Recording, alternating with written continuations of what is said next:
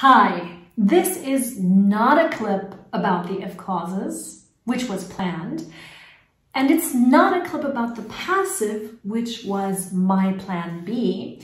No, this is a clip about shit happens. Shit happens?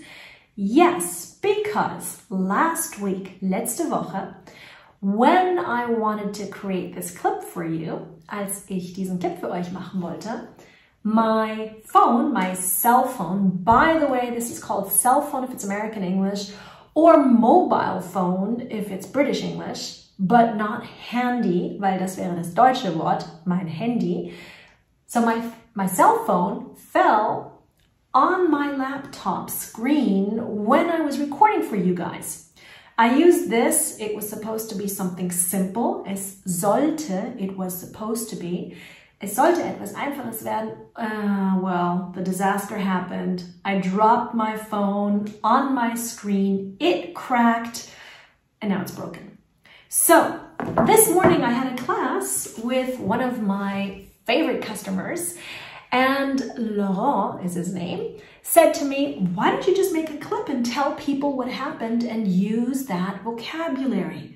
Warum erzählst du den Leuten nicht einfach, was passiert ist und benutze genau diese Vokabeln? So, good idea, thank you, and here's a shout out to you, Laurent. Thanks again for the idea. So here we go, let's talk about what you can say when shit happens. Das bedeutet auch, dass ihr in diesem Clip nicht irgendwelche Schriften habt, die reinfliegen oder rausfliegen. Also es ist wirklich einfach nur die Raw-Version, weil ich einfach nur aufnehme und mit meinem Handy dann versuchen werde, die Clips aneinander zu reihen und auf YouTube hochzuladen. Let's do it. Ich starte gleich mit dem Wort shit oder mit den Worten shit happens. Wortwörtlich heißt es Scheiße passiert. Aber wir haben eben genau diese zwei Worte aus dem Englischen direkt übernommen ins Deutsche und sagen auch im Deutschen shit happens. Was ist damit gemeint?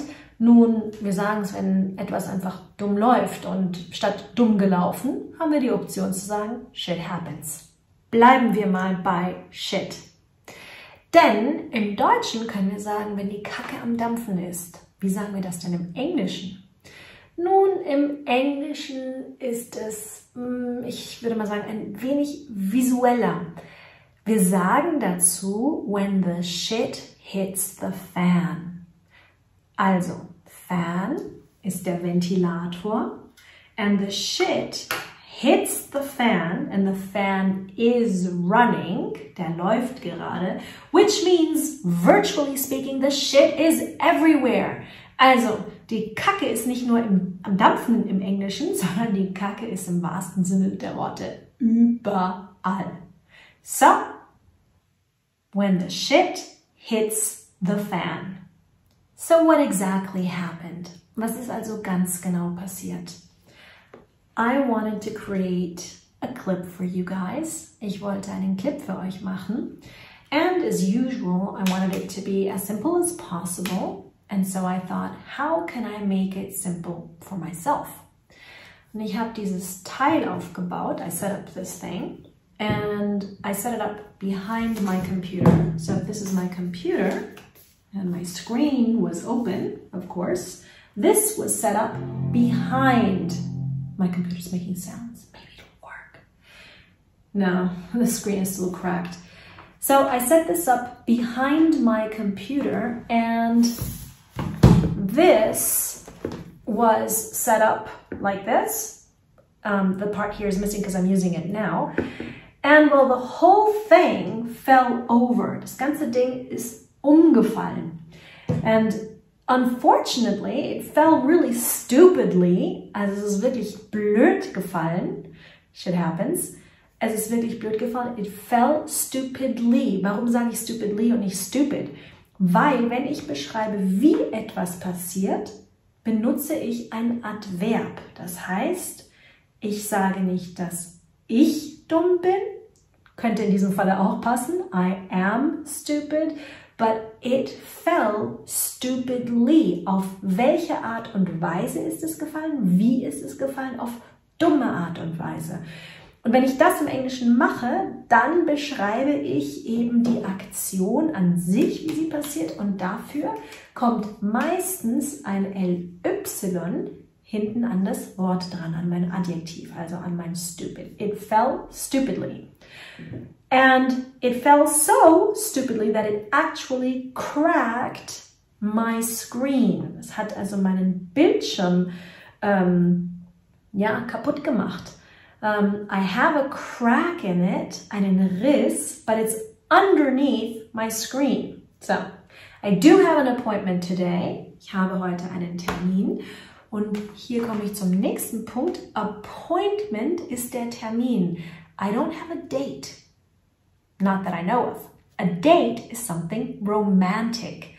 Dieses Wort wird oft falsch benutzt. Also Date bedeutet entweder ich habe einen Termin romantischer Art und Weise oder aber ich spreche vom Datum und dann kann ich auch sagen, well, what date? Welches Datum? But wenn ich einen Termin habe, dann sage ich appointment. So, I have an appointment today at the Apple Store to get my screen fixed.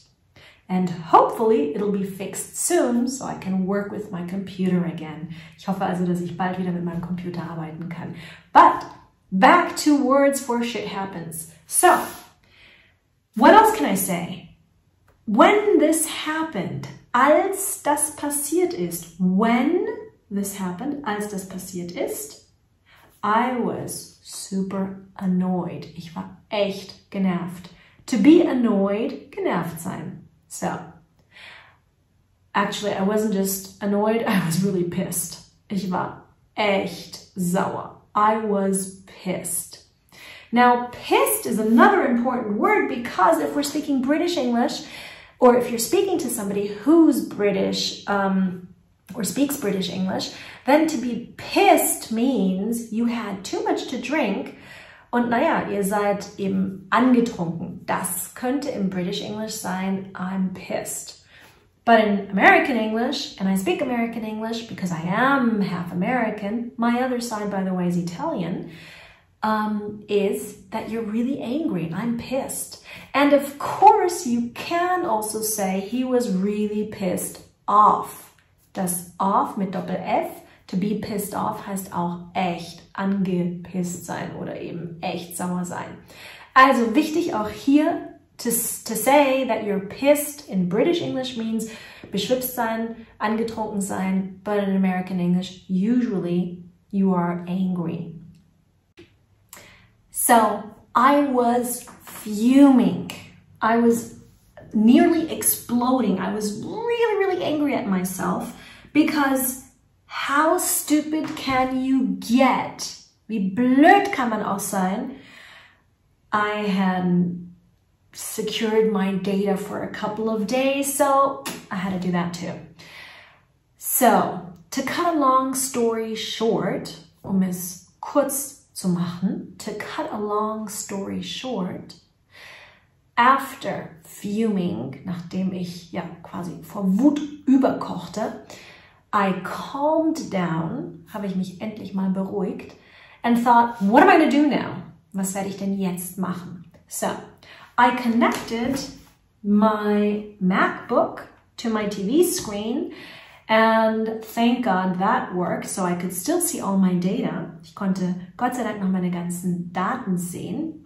Data, not datas, nicht plural. It's just data. I could see all my data. And I transferred all my data onto my external hard disk right here.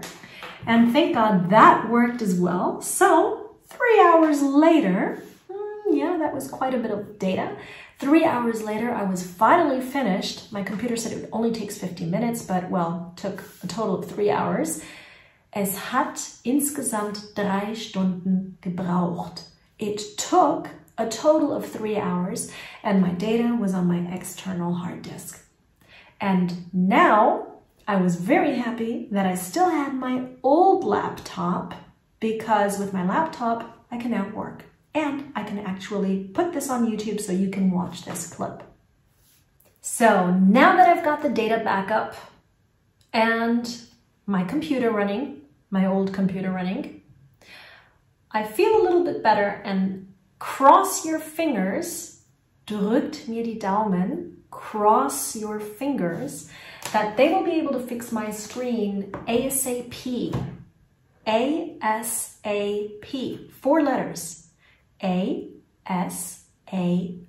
And this means as soon as possible.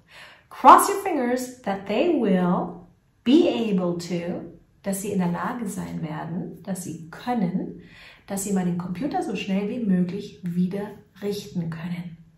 Okay, I think I've bored you enough. Ich denke, ich habe euch jetzt lang genug gelangweilt. I think I've bored you enough. See you next time, and then maybe with all the fancy stuff flying in and out again, just so that you get that extra support, the extra support with the letters, with the writing. See you around, and don't forget, hit subscribe and follow us. See ya!